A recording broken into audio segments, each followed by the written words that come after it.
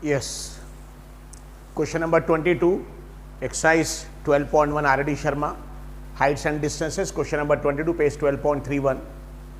So इसमें question में क्या दिया सीट, एक 1.5 मीटर टॉल बॉय, एक लड़का है जिसकी हाइट 1.5 मीटर है, ये इस बिल्डिंग से कुछ डिस्टेंस पे खड़ा है. ये जो बॉय है 1.5 metre tall boy is standing at some distance from the building. ठीक है, और यहाँ से बिल्डिंग के टॉप को देख रहा है तो एंगल ऑफ एलिवेशन 30. उसकी खुद की हाइट 1.5 मीटर है. नेचुरली वो ग्राउंड लेवल से नहीं देख रहा. याद रखिए यहाँ पे जो ये एंगल ऑफ एलिवेशन हमने ग्राउंड से क्यों नहीं बनाया, उसका रीजन कि जो बॉय है उसकी जो अपनी नज़रों से देख रहा, नेचुरली उसकी हाइट 1. अगर क्वेश्चन में मेंशन नहीं है कि उसकी हाइट है क्या है तो आप हमेशा ग्राउंड लेवल से बनाएंगे. लेकिन क्वेश्चन में गर्ल बॉय कुछ दिया है, एनी मैन, और उसकी हाइट वगैरह दिया है तो उतने हाइट से आपको एंगल ऑफ एलिवेशन लेना पड़ेगा. सो अ बॉय 1.5 मीटर टॉल, ठीक है, looks at the top of a building and the angle of elevation is 30 degree. So building के टॉप को बिल्डिंग से कुछ डिस्टेंस पे खड़े होकर देख रहा है, एंगल ऑफ एलिवेशन 30 है, उसकी खुद की हाइट 1.5 मीटर है. उसके बाद he starts walking towards the building. अब बिल्डिंग की तरफ एक्चुअली वो चलने लगा, और जब चलने लगा नेचुरली बिल्डिंग से पास आने लगा. जब पास आने लगा तो ये एंगल, अगर आप बिल्डिंग के टॉप को देखेगा तो ये एंगल हमेशा बढ़ेगा. जब भी एक्चुअली ये boy, this boy if he walks towards the building, जब बिल्डिंग के पास जाएगा और बिल्डिंग को देखेगा तो और ऊंचा सर करना पड़ेगा तो ये एंगल बढ़ेगा. हाँ, अगर सपोज ये बिल्डिंग से दूर जाता अभी बिल्डिंग के टॉप को देखता तो एंगल कम होता. सो जितना दिस बॉय, जितना एक्चुअली ये लड़का जितना बिल्डिंग से दूर रहेगा उतना एंगल ये कम होगा, जितना बिल्डिंग के करीब जाएगा ये एंगल बढ़ेगा. इसे 30 से 60 हो गया. Just it, a 1.5 metre tall boy, यानी बॉय की हाइट एक्चुअली 1.5 मीटर है, is standing at some distance from 30 metre tall building. So building की हाइट भी दी है, बिल्डिंग की कंप्लीट हाइट 30 मीटर है. कितने एक्चुअली 30 मीटर. इस बिल्डिंग से कुछ डिस्टेंस पे this boy standing, 1.5 metre tall boy standing at some distance from the building. उसके बाद दिया है yes angle of, this angle of elevation increases from 30 to 60 as he walks towards the building. अब ये लड़का बिल्डिंग की तरफ चलने लगा और बिल्डिंग के टॉप को अभी भी देख रहा है तो पहले एंगल ऑफ एलिवेशन जो 30 था वो एंगल बढ़कर 60 हो गया. ठीक है, this angle of elevation increases from 30 to 60 as he walks towards the building. Find the distance he walked. मतलब D से लेकर C तक जितना ये बच्चा चला, लड़का जितना ही चला, जब ये एंगल इंक्रीज हो गया, जितना द डिस्टेंस ही वॉक्ड, ये डिस्टेंस DC हमको कैलकुलेट करना है. और DC की वैल्यू हमने अज्यूम किया X. क्या अज्यूम किया? X. और बाद में BC की वैल्यू अज्यूम किया Y. तो यहाँ फिर देखिए राइट एंगल ट्राइंगल 2 है. ना टोटल बिल्डिंग की हाइट 30 मीटर है, लेकिन ये बॉय इसकी हाइट खुद 1.5 मीटर है. तो ये 1.5 सब जगह है. तो नेचुरली अगर ये पॉइंट देखेंगे ए से लेकर सी तक, तो ए से लेकर बी तक जो रहेगा वो 30 मीटर में से 1.5 मीटर कम करना पड़ेगा, इस 28.5. तो इसलिए ए से लेकर बी तक 28.5 है ना. यहाँ पे मार्क किया ए बी सी डी. नीचे के पॉइंट्स हमने मार्क नहीं किया, उसकी जरूरत नहीं है. अगर आपको if you want you can mark it, लेकिन उसकी कोई जरूरत नहीं है. Okay, if you want A B C, so this point I can mark as E, then this point is F, and this point is suppose G. Is it clear? So they are the points, लेकिन it is not required क्योंकि हमारा right angle triangle एक छोटा ABC आ जाएगा और बड़ा triangle ABD आ जाएगा like this. तो हमको नीचे के पॉइंट्स की जरूरत नहीं है. लेकिन बिल्डिंग की टोटल हाइट कितनी है? 30 मीटर. ये 30 मीटर, लेकिन बॉय की हाइट कितनी है? 1.5. तो जो ट्रायंगल हमारा बना है जहां से नजरों से हम देख रहे, हमेशा कोई भी एंगल मेजर करेंगे हॉरिजॉन्टल लाइन. तो यहाँ आंखों से देख रहे हैं बिल्डिंग के टॉप को, तो यहाँ एक हॉरिजॉन्टल लाइन बनाना पड़ेगा, इससे एंगल मेजर करना पड़ेगा लाइक दिस. तो ये एंगल 30 है. जब वो बिल्डिंग की तरफ चला तो एंगल बढ़ता गया और एंगल चेंज होगा, 30-60 हो गया लाइक दिस. हमको कितना distance, the distance he walked, D से लेकर सी तक जितना भी डिस्टेंस वो चला उसकी हमको वैल्यू कैलकुलेट करना है, एक्स कैलकुलेट करना है. तो दो राइट एंगल ट्रायंगल है ना. ये 28.5 मीटर कैसे आया? टोटल बिल्डिंग की हाइट 30 मीटर है, बॉय की हाइट 1.5 मीटर माइनस कर दी, बॉय की हाइट माइनस कर दी, तो यहां से लेकर यहां तक 30 माइनस 1.5 करिए, आप 28.5 मीटर आ जाएगा. So this is 28.5. सो फिर जैसे जितने भी इस टाइप के क्वेश्चंस हैं हमेशा आपको फिगर बनाना, फिगर में हमेशा राइट एंगल ट्रायंगल आएगा, दो ट्रायंगल आएंगे, एक छोटा ट्रायंगल एक बड़ा ट्रायंगल. छोटा ट्रायंगल यहाँ ABC, बड़ा ट्रायंगल ABD. तो पहले छोटे ट्रायंगल का इक्वेशन बनाइए, एक इक्वेशन आएगा, फिर बड़े ट्रायंगल का इक्वेशन बनाइए, दूसरा इक्वेशन आएगा, और फिर दोनों को सॉल्व करना आपको. Is it clear? तो सपोज सॉल्यूशन में फर्स्ट स्टेप, पहले हम छोटा ट्रायंगल ले रहे, कौन सा ट्रायंगल ले रहे, A B C, so triangle A B C, I am taking right angle triangle A B C, small triangle, A से बी, बी से सी से ए। सो एक सिंपल फॉर्म में यहां ड्रॉ कर ले रहे ताकि आपको समझ में आ जाए अलग से।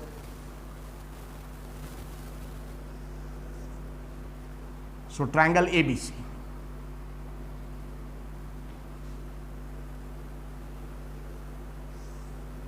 This is A B, right angle है, and this is C.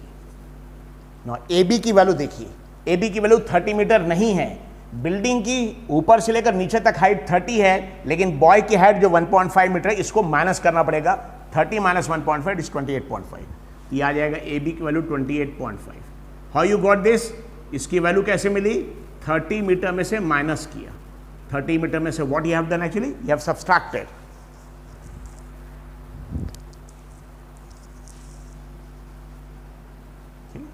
I am writing it here.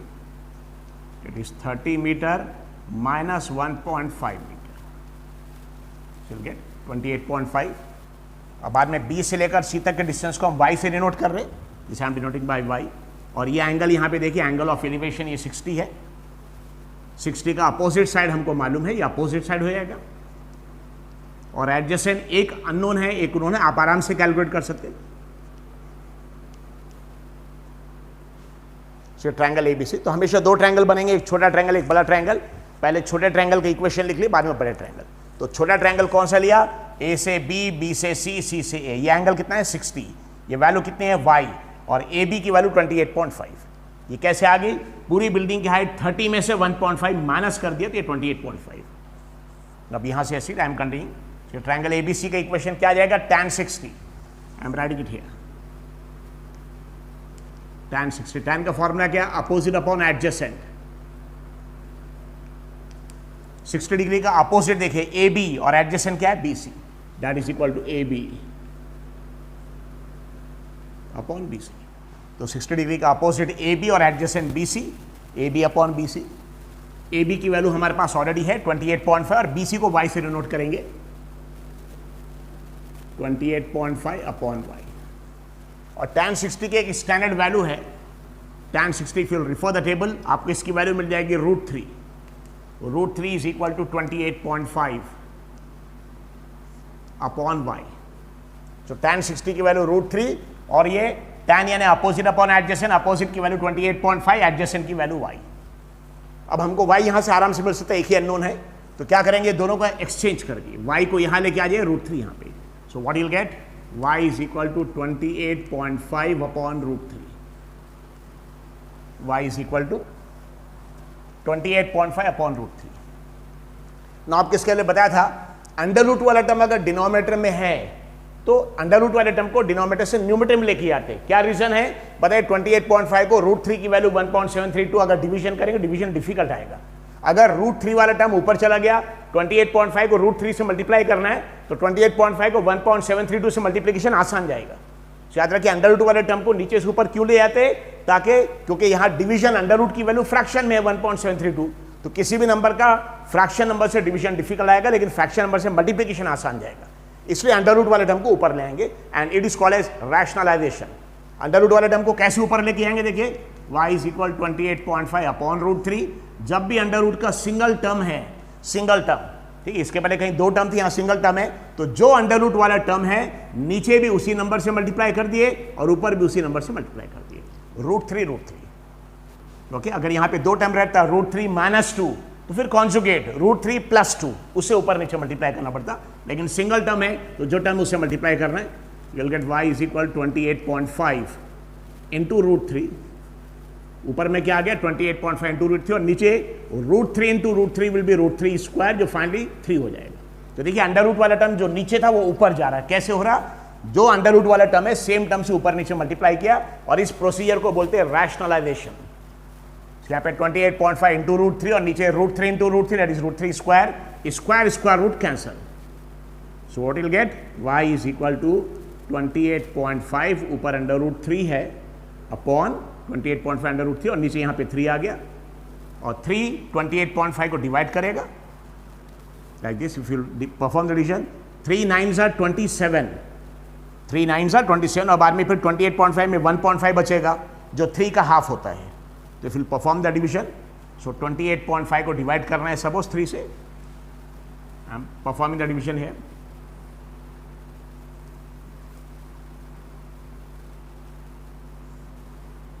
So 3 9 27, minus करें 28 माइनस 27 इज 1, फिर ये 5 लेके आ जाएंगे, यहाँ डेसिमल पॉइंट, यहाँ डेसिमल पॉइंट आ जाएगा, 5 आ गया, 3 5 15, 15 minus 15 is it is 9.5। Okay, division देखिए 28.5 को 3 से डिवाइड करना है, ये √3 बाद में देखेंगे क्या है। सो 3 28 में 9 टाइम्स आएगा, 3 9 27, 28 माइनस 27 करेंगे 1 आ जाएगा, फिर यहाँ डेसिमल पॉइंट क्योंकि आ गए इसलिए यहाँ पे भी डेसिमल पॉइंट पुट करना पड़ेगा, और फिर 5 लेके आ जाइए, ये 1 5 15, 3 5 15, so it is equal to 9.5। इसको डिवाइड करने के बाद आंसर आता है 9.5 और √3 वैसे ही, ये y की वैल्यू आ गई मीटर्स में, इन मीटर, ये y की value. So y is equal to 9.5 √3 metre. हमने √3 की वैल्यू अभी यूज क्यों नहीं किया कैलकुलेशन के लिए, क्योंकि हमको बेसिकली बॉय कितना वॉक किया यानी x कैलकुलेट करना, y नहीं। जब फाइनल x का आंसर आएगा उसमें अगर √ वाला टर्म उसको यूज कर लेंगे। सो DC, तो what we have to calculate, y नहीं कैलकुलेट करना था, लेकिन y के बगैर x नहीं आएगा, इसलिए x कैलकुलेट करना है, तो अभी हमने √3 को वैसे ही रखा है।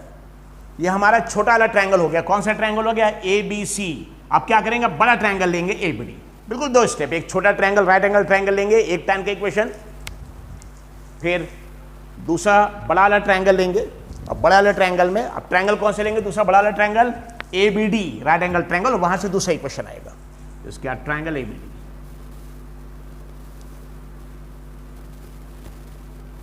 ये सेकंड स्टेप। फर्स्ट स्टेप था हमारा छोटा ट्रायंगल ABC था, ABC। Second step triangle ABD ले रहे जिसमें एंगल 30 आ रहे थे, यहाँ 60 था, यहाँ 30। तो उसका देखिए फिगर A B, ठीक, और यहाँ पे D, और ये एंगल 30 डिग्री, और 30 का अपोजिट साइड AB, और AB की ओर देखिए AB की ओर 28.5, 30 नहीं, ध्यान रखिए 28.5 है, इसका अपोजिट 28.5, और एडजेसेंट BD है, यानी उसके बीच में एक C भी आ रहा है, BD जो y और x दोनों ऐड करेंगे, सो इट इज BD। यहाँ पे एक पॉइंट C भी बीच में है, ये था y, ये था x, ये पॉइंट C, तो दोनों को ऐड करना पड़ेगा, यहाँ पे हो जाएगा x प्लस y। याद रखिए दोनों ऐड हो जाएगा, तो B से लेकर C तक y है और C से लेकर D तक x है, तो B से लेकर D तक कितना हो जाएगा, दोनों ऐड करेंगे x plus y. So BD is equal to x plus y, ठीक है। तो इसकी वैल्यू अगर आपको चाहिए, इसकी वैल्यू हो जाएगी x प्लस वाई, जगह नहीं इसलिए यहां लिखे x प्लस वाई ना। ABD 30 का अपोजिट हमको मालूम है, 30 का एडजेसेंट हमको कैलकुलेट करना, tan यूज करना पड़ेगा। सो अगेन tan 30, tan का फॉर्मूला क्या, opposite upon adjacent.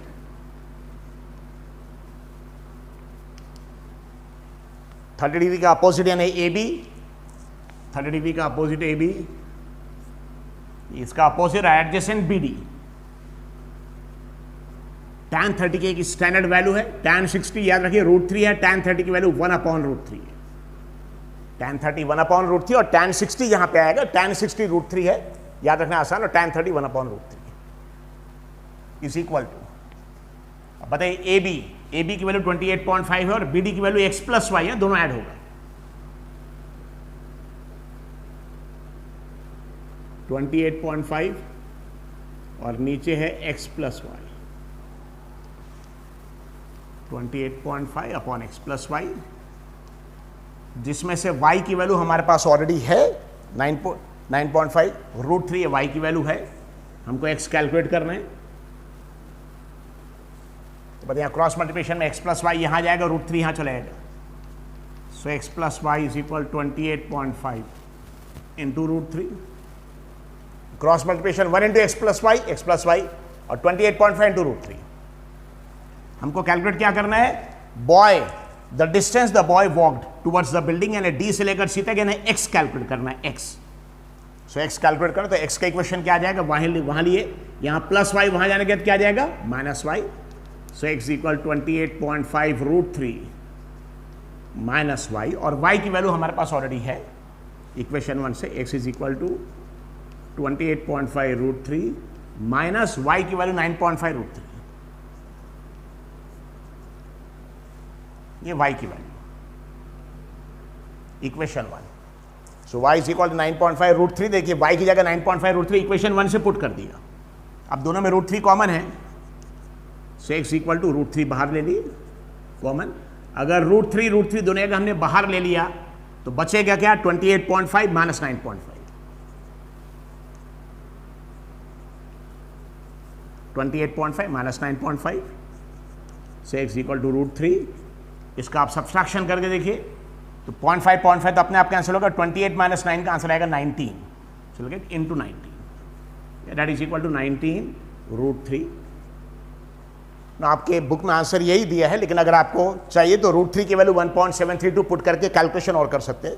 You can perform the calculation √3 की वैल्यू 1.732 पुट करके, लेकिन बुक में आंसर यही, I am writing the same answer, x is equal to 19√3 metre. अब आपको लास्ट में स्टेटमेंट लिखना है। स्टेटमेंट लिखने के लिए आपको क्वेश्चन का ही सेंटेंस देखिए, find the distance he walked, ठीक है, ही मतलब बॉय। यहां पे लास्ट में स्टेटमेंट क्या लिखेंगे, द डिस्टेंस ही वॉक्ड या the distance boy walked is x is equal to 19√3 metre.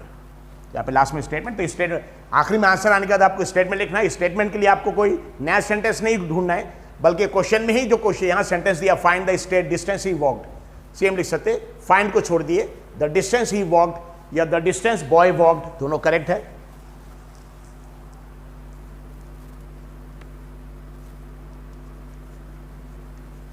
The distance boy walked is equal to x is equal to 19√3 metre.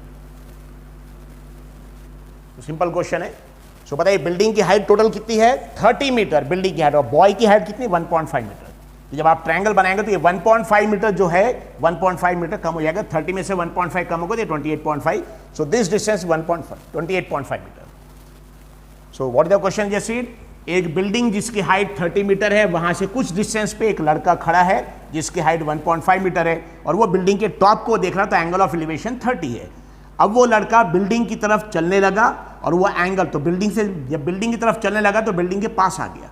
जितना वो बिल्डिंग के पास आएगा एंगल बढ़ेगा, ध्यान रखें एंगल बढ़ेगा। So when he started walking towards the building, तो angle of elevation increases from 30 to 60। पहले 30 था, बाद में 60 हो गया। हमको कैलकुलेट ये करना है कि कितना डिस्टेंस वो ट्रैवल किया टुवर्ड्स, या the distance he walked towards the building. So building की हाइट 30, बॉय की हाइट 1.5 से 30 में से 1.5 माइनस किया तो इसकी हाइट आ गई 28.5, ये 28.5।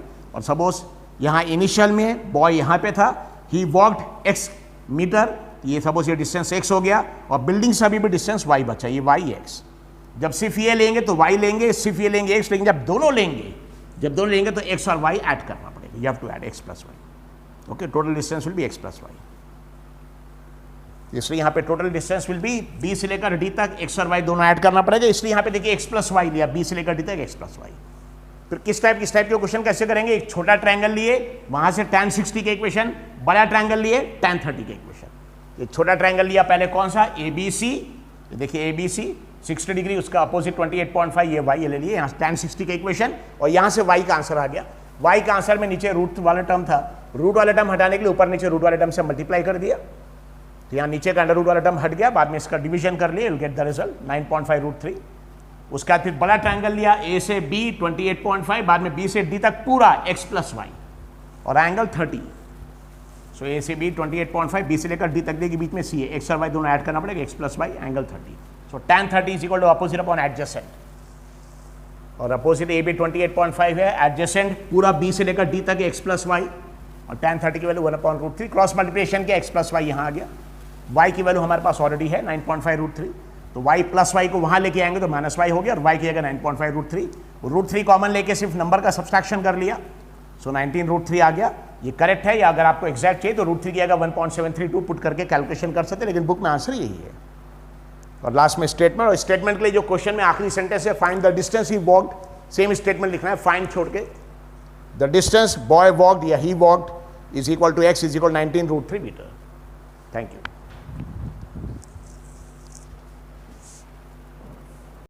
यस, ये आर.डी. शर्मा का question number 25 page 12.31 exercise 12.1 heights and distances chapter पे ये क्वेश्चन नंबर 25 सिंपल क्वेश्चन है।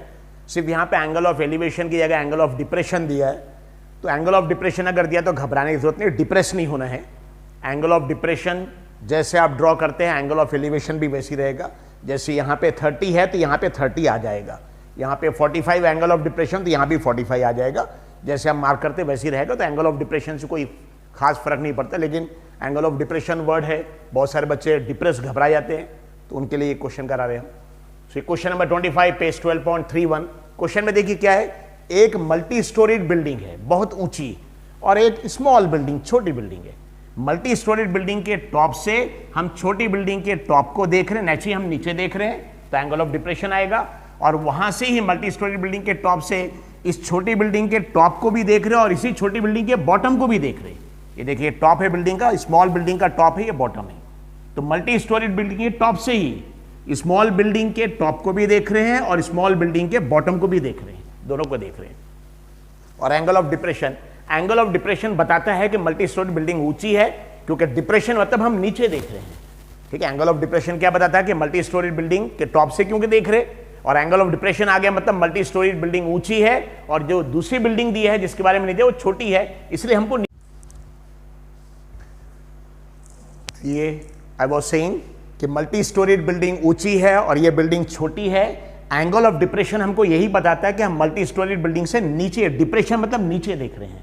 ठीक है ना, कोई भी एंगल हमेशा करेंगे हॉरिजॉन्टल लाइन से, तो ये एक हॉरिजॉन्टल लाइन ड्रॉ किया और यहां से हम इस डायरेक्शन में देख रहे हैं, तो हॉरिजॉन्टल लाइन और हमारी नजरों का डायरेक्शन, इसके बीच के एंगल को बोलेंगे एंगल ऑफ डिप्रेशन। किसको बोलेंगे एंगल ऑफ डिप्रेशन? कोई भी एक हॉरिजॉन्टल लाइन बनाएंगे और जिस डायरेक्शन में हम देख रहे हैं इसको बोलते हैं लाइन ऑफ साइट, और नीचे देख रहे हैं इसलिए डिप्रेशन, नीचे देख रहे इसके बीच का एंगल। तो मल्टी स्टोरी बिल्डिंग के टॉप से जब हम छोटी बिल्डिंग के टॉप को देख रहे हैं तो एंगल ऑफ डिप्रेशन 30 है, और जब हम छोटी बिल्डिंग के बॉटम को देख रहे हैं तो एंगल ऑफ डिप्रेशन 45 है। तो ये देखिए 30 ये है किसके बीच में, हॉरिजॉन्टल लाइन और हमारा लाइन ऑफ साइट जिस डायरेक्शन में देख रहे हैं टॉप को, और ये 45 डिग्री है किसके बीच में, हॉरिजॉन्टल लाइन और जिस डायरेक्शन में हम बॉटम को देख रहे हैं, ये एंगल 45 डिग्री है। नो, ये हॉरिजॉन्टल लाइन, ये भी हॉरिजॉन्टल लाइन, ये भी हॉरिजॉन्टल, तीनों लाइंस क्या रहेगी, दे आर पैरेलल। ये सभी lines they are parallel to each other, इसलिए अगर ये दो लाइंस पैरेलल है तो ये एंगल हमेशा इक्वल आएगा। तो अगर आप एंगल ऑफ डिप्रेशन आपको 30 दे दिया तो जैसा आप एंगल ऑफ एलिवेशन मार्क करते हैं यहाँ पे 30 वैसे ही मार्क कर दिए। एंगल ऑफ डिप्रेशन यहाँ 45 दे दिया ग्रीन लाइन के साथ, इसलिए यहाँ भी 45 मार्क कर लिया। सो एंगल ऑफ डिप्रेशन जब भी दिया है तो ऊपर से नीचे देख रहे हैं, ऊपर एक हॉरिजॉन्टल लाइन बनाइए, ये एंगल आएगा, और ये लाइन जो हॉरिजॉन्टल लाइन सभी पैरेलल रहेगी, इसलिए ये दोनों के बीच का एंगल इक्वल रहेगा। ये 30 है तो ये भी 30 रहेगा। देखिए व्हाइट लाइन और इसके बीच में सेम ही है, वैसे यहाँ पे व्हाइट और ग्रीन लाइन के बीच में 45, इसलिए यहाँ पे 45 आएगा। दिस थिंग ना, ये बिल्डिंग की हाइट दिया 8 मीटर, ये अगर 8 मीटर है तो ये पैरेलल लाइन, तो ये भी 8 मीटर हो जाएगा। तो ये बड़ी बिल्डिंग मल्टी स्टोरी बिल्डिंग की हाइट में क्या आएगा, 8 मीटर, और सपोज ये x है, ये x, तो x और 8 दोनों ऐड हो गए, यहाँ पे x+8 लिखा देगा, x+8 क्यों लिखा, क्योंकि ये है 8 मीटर, यहां से यहां तक 8 है और यहां से ऊपर तक x है। ये तो पूरी मल्टी स्टोरी बिल्डिंग की हाइट क्या रहेगी, x और 8 दोनों ऐड हो गए, x+8, और ये डिस्टेंस अज्यूम कि हमने y है, तो यहां पे भी y है, यहां पे भी y, सेम दिस होती है। फिर से देखिए दो ट्रायंगल आएगा, छोटा ट्रायंगल हमारा ABC आएगा जिसमें tan 30 यूज करेंगे, और बड़ा ट्रायंगल हमारा ADE आएगा, ADE जिसमें tan 45 यूज करेंगे। सो फिर से दो स्टेप्स यहाँ पे, small triangle and big triangle. Is it clear? यहाँ पे देखिए पहला फिगर स्मॉल ट्रायंगल का। सो सॉल्यूशन का फर्स्ट स्टेप, कौन सा ट्रायंगल यूज कर रहे हैं हम, स्मॉल ट्रायंगल। कौन सा ट्रायंगल, ABC। तो हमेशा दो ट्रायंगल के प्रॉब्लम में हमेशा दो ट्रायंगल में से अलग अलग स्मॉल ट्रायंगल बनाइए, उसका एक इक्वेशन आएगा, बड़ा ट्रायंगल उसका एक इक्वेशन। ज्यादातर क्वेश्चन में tan यूज होता, कहीं कहीं sin cos यूज होगा। उसी सब छोटा ट्रायंगल हम ले रहे हैं ABC। सो ट्रायंगल ABC, स्मॉल ट्रायंगल, ये स्मॉल ट्रायंगल ABC, उसका देखिए फिगर यहाँ पे बना रहे हैं हम, स्मॉल ट्रायंगल ABC का एक रफ फिगर ऑलरेडी वहाँ पे है। सो ये A, ये B and this is C। देख लीजिए A से लेकर B तक x है और B से लेकर C तक y, और ये 30 डिग्री। तो ये है x, ये है y और ये है 30 डिग्री। ये 30 डिग्री का अपोजिट है x, ये कौन साइड है, this is nothing but opposite, और इसका एडजेसेंट है y, और अब अपोजिट एडजेसेंट का रेशियो क्या होता है, tan। सो छोटा ट्रायंगल लिया, a से लेकर b तक x, b से लेकर c तक y, और ये 30 डिग्री लाइक दिस। अब यहां पे tan का फॉर्मूला यूज करेंगे, so tan 30, so you get tan 30 is equal, tan का फॉर्मूला क्या है, opposite upon adjacent, tan is nothing but opposite upon adjacent. So tan 30 opposite, opposite A B x आएगा, adjacent y आएगा, that is equal to A B upon, जिसका opposite A B, adjacent B C. So A B की value x और B C की value y, x upon y। और tan 30 की एक standard value है, tan 30 if you refer the table, इसकी value है 1 अपॉन √3। ये वैल्यूज आपको याद रखना पड़ेगा, टेबल लिख सकते हैं, आपको बताया था लिखने के बदल, लेकिन सॉल्व करते करते बाय हार्ट याद हो जाएगा। 1 upon √3 is equal to x upon y। तो हमको x और y दोनों कैलकुलेट करना है, क्योंकि मल्टी स्टोरी बिल्डिंग की हाइट निकालना तो x की जरूरत पड़ेगी, दोनों बिल्डिंग के बीच का डिस्टेंस तो y, तो दोनों कैलकुलेट करना है, कोई भी इक्वेशन बना सकते हैं। तो बताइए y यहां आ जाएगा, √3 यहां पे आ जाएगा, so you will get 1 into y is equal to x into √3। 1 into y is equal to x into √3, तो 1 into y यानी y, तो हमारी एक इक्वेशन आ गया y is equal to x √3। ये इक्वेशन नंबर 1 छोटे ट्रायंगल से आ गया। बाद में आप सेकेंड स्टेप में बड़ा ट्रायंगल लेंगे। कौन सा ट्रायंगल लेंगे, ट्रायंगल a से d, d से e, e से ADE, सो ट्रायंगल ADE। तो दो ट्रायंगल आएगा, दो इक्वेशन आएगा, दोनों इक्वेशन सॉल्व करके आपको आंसर x और y मिल जाएगा। सो ट्रायंगल ADE देखिए, उसका फिगर ये ADE। अब देखिए a से लेकर d तक, a से लेकर d तक बीच में b आ रहे हैं, तो x और 8 दोनों ऐड होगा, यानी x प्लस 8 आएगा, बीच में b आएगा। सो यहाँ पे बीच में सपोज कहीं पे b आ रहे हैं सपोज, तो ये टोटल ये है x, ये है 8, दोनों मिला के हो जाएगा x प्लस 8। यहां से यहां तक it will be x plus 8, और ये d से लेकर e तक, तो ये जैसे जितना था ये y, ये भी y, ये दोनों है, दिस इज y, और angle 45 degree, this is y and this angle is 45 degree. अब tan 45 का अपोजिट, 45 का एडजेसेंट। सो बताइए x और 8, AD, x और 8 दोनों ऐड हो गए, x प्लस 8 और ये y। अब tan 45 का equation, so tan is equal to opposite upon adjacent. tan 45 की वैल्यू बहुत simple value, tan 45 is 1 is equal to opposite, 45 degree का अपोजिट, ये हमारा फिगर अलग है, 45 डिग्री का अपोजिट यानी AD, 45 डिग्री का अपोजिट AD, और बाद में उसका एडजेसेंट क्या है, DE। So 1 is equal to, so AD की वैल्यू देखिए, AD उसमें बीच में B आ रही है, x है, ये 8 है, तो पूरा मिला के x प्लस 8, AD की वैल्यू x प्लस 8 और ये y।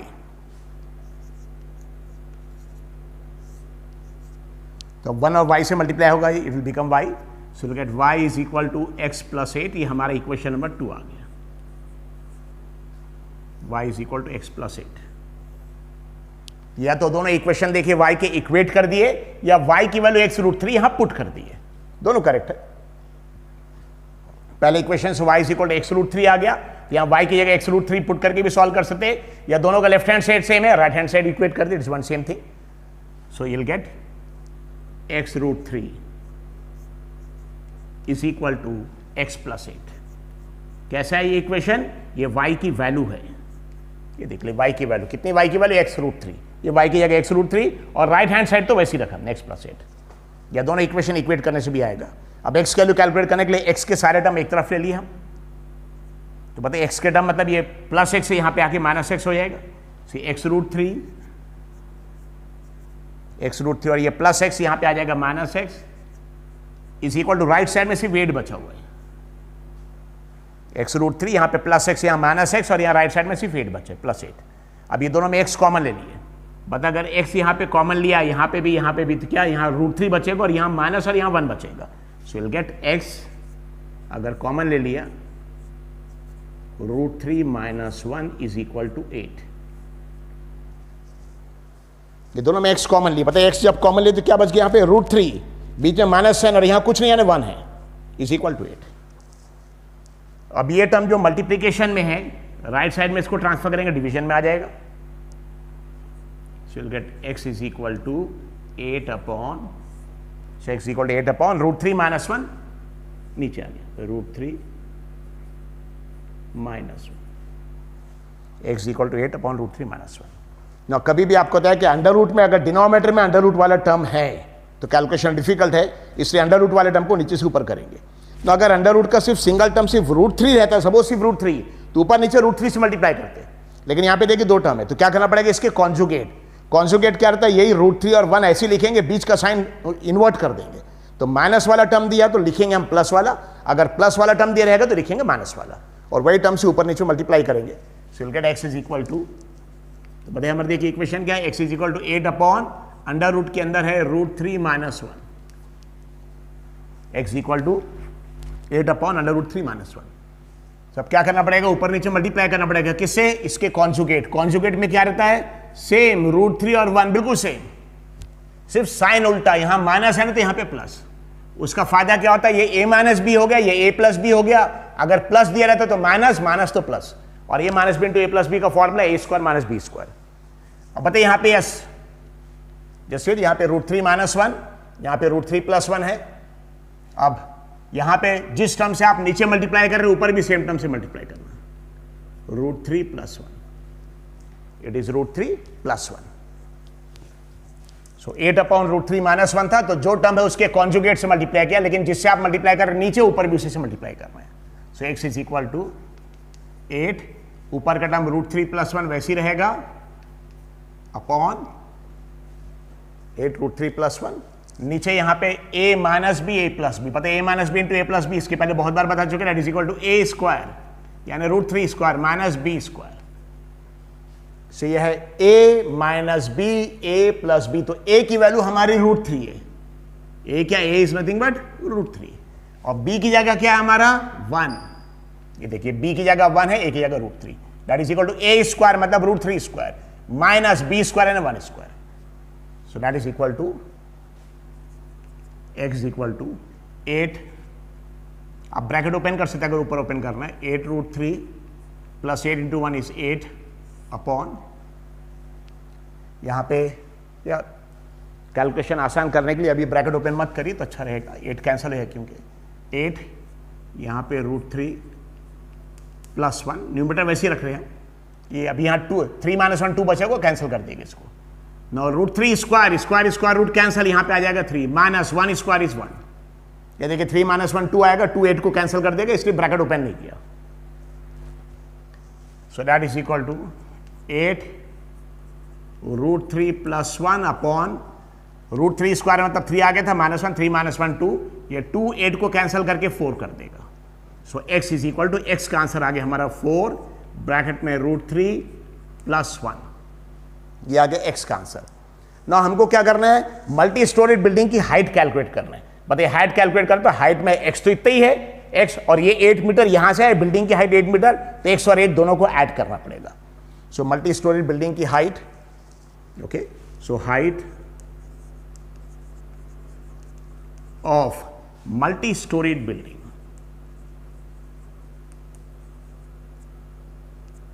Multi storeyed building is, height of multi-storied building is x plus 8, यानी बेसिकली क्या है, height of multi storeyed building मतलब a से लेकर d तक है, तो उसमें x और 8 दोनों ऐड होगा, सो d तक है, that is equal to AD, you can write is equal to AD is equal to x plus 8, x का आंसर हमारा पुट कर देंगे, so AD is equal to x plus 8, x की वैल्यू हमारी है 4 √3 प्लस 1 और प्लस 8, ये x की वैल्यू है। The height of multi storey building, यहां से लेकर यहां तक पूरे किसकी value, this nothing but x ही, x की वैल्यू, ये देख ले x की वैल्यू, सो x की वैल्यू ये है, x is equal to 4 √3 plus 1, तो x की जगह रखा 4 √3 प्लस 1 प्लस 8। अब इसको सॉल्व करेंगे, ये बेसिकली ब्रैकेट को ओपन कर लिए, so will get AD is equal to ना यहाँ पे ब्रैकेट ओपन करिए, 4 और √3 मल्टीप्लाई हो जाएगा 4√3 प्लस ये 4√3, 4 1 से मल्टीप्लाई होगा 4 1 सा 4 प्लस ये 4 से ये ब्रैकेट में कॉमन है, 8 अलग है, सो 4 √3 से मल्टीप्लाई होगा प्लस 4 1 से मल्टीप्लाई होगा और प्लस 8 ऐसे ही रहेगा, प्लस 8। बताइए 8 + 4 कितना आ जाएगा, that is equal to 12। So 8 + 4 is 12, 12 + 4√3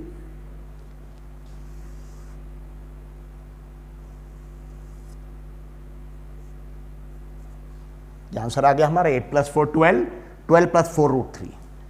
अब ये आंसर ऐसे भी लिख सकते हैं या फिर दोनों में देखिए 4 कॉमन है तो आप AD 4 कॉमन ले सकते, 12 + 4√3 में अगर 4 कॉमन ले लिया तो यहां 4 3 से 12 अंदर 3 बच जाएगा और यहां पे 4 कॉमन ले लिया √3 बच जाएगा, 3 + √3 and this is the answer. This is the height of multi storeyed building. ठीक है, AD is equal to 4 bracket में 3 + √3। सो कैसे किया जसवीर, छोटा ट्रायंगल लिया, छोटा ट्रायंगल कौन सा, ABC, सिंपल ABC। ये हाइट है x, यहां से यहां तक पूरी नहीं ये, और ये y है, और यहां tan 30 का इक्वेशन, ये tan 30 के इक्वेशन से y = x√3 आ गया। फिर बड़ा वाला ट्रायंगल लिया, A से लेकर D से A तक दिस AD, और ये x है, ये 8 है, दोनों को ऐड कर दिया, पूरी हाइट x + 8 आएगा, और ये y आ गया, यहाँ tan 45। सो tan 45 से इक्वेशन आ गया। अब यहां दोनों को इक्वेट भी कर सकते, दोनों में लेफ्ट हैंड साइड सेम है, या फिर y की जगह x√3 यहां पुट कर सकते, तो y की जगह x√3 पुट कर दिया, इज इक्वल टू x + 8। इसको सॉल्व कर दिया, x वाला टर्म यहां प्लस थे, यहां लेके माइनस आ गए, दोनों में x कॉमन लिए तो √3 - 1, फिर √3 - 1 को यहां शिफ्ट कर देंगे, डिनोमिनेटर में आ जाएगा 8/। अब यहां डिनोमिनेटर में आ गया, डिनोमिनेटर में अंडर रूट वाला टर्म, इसको हटाने के लिए ऊपर नीचे इसके कॉन्जुगेट, सेम टर्म, बीच का साइन उल्टा, माइनस है तो प्लस, ऊपर नीचे सेम नंबर, प्लस से मल्टीप्लाई कर देंगे। और फिर यहाँ a - b, a + b का फॉर्मूला यूज किया, a² - b², न्यूमरेटर वैसी है, तो ये 3² मतलब √3² मतलब 3 आ गया, -1, ये 3 - 1 2, 2 8 को कैंसिल करके 4 कर देगा, x की वैल्यू आ गई।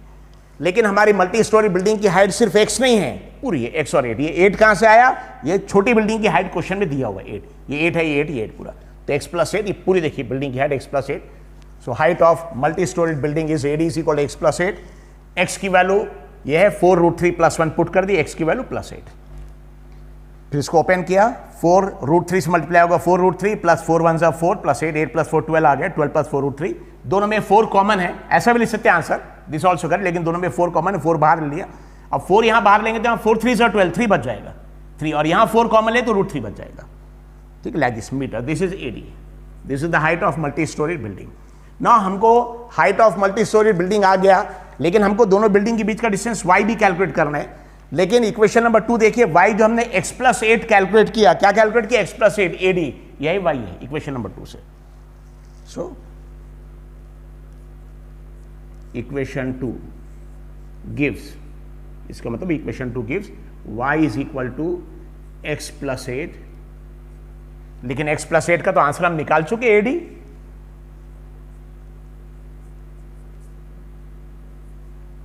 ठीक है, y = x + 8, लेकिन x + 8 का आंसर वही AD है और वही आया हमारा आंसर, तो वही आंसर रहेगा, is equal to same answer आ जाएगा। ठीक है, 4 वही सेम जो आया 4 ब्रैकेट में AD का जो आंसर आया था हमारा,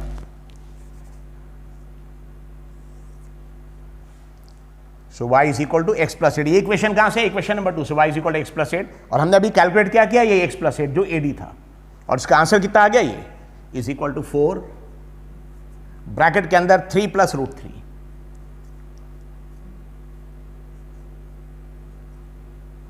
मीटर।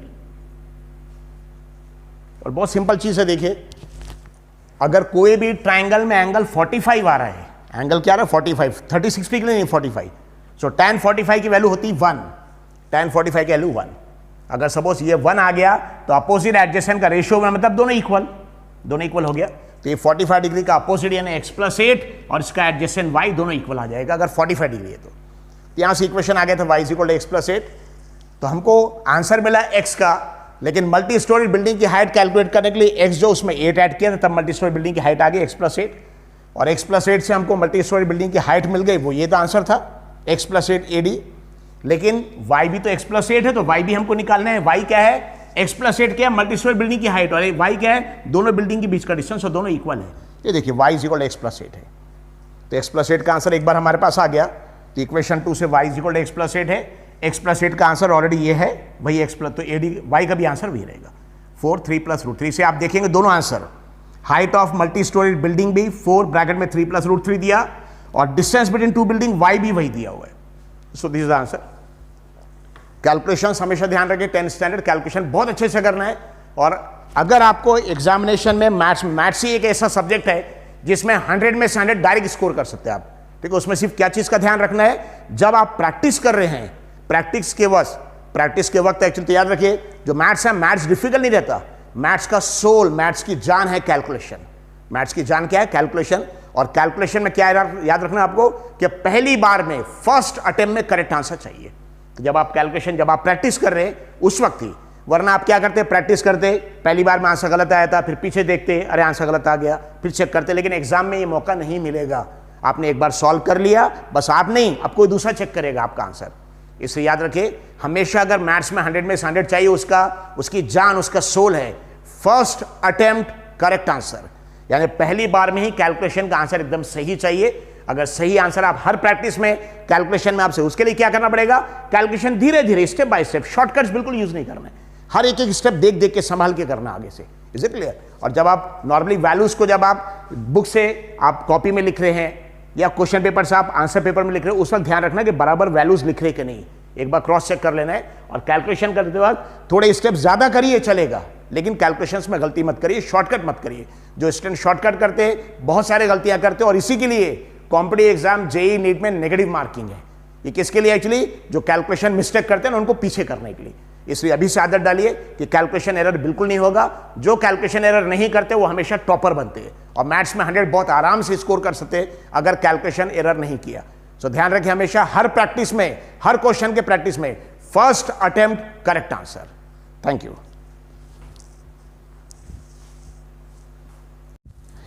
यस, हमारे सारे बच्चों के, बहुत सारे बच्चों के फ़ोन आ रहे हैं कि स्कूल को मिस कर रहे हैं, क्लासरूम को मिस कर रहे हैं, अपने फ्रेंड्स को मिस कर रहे हैं।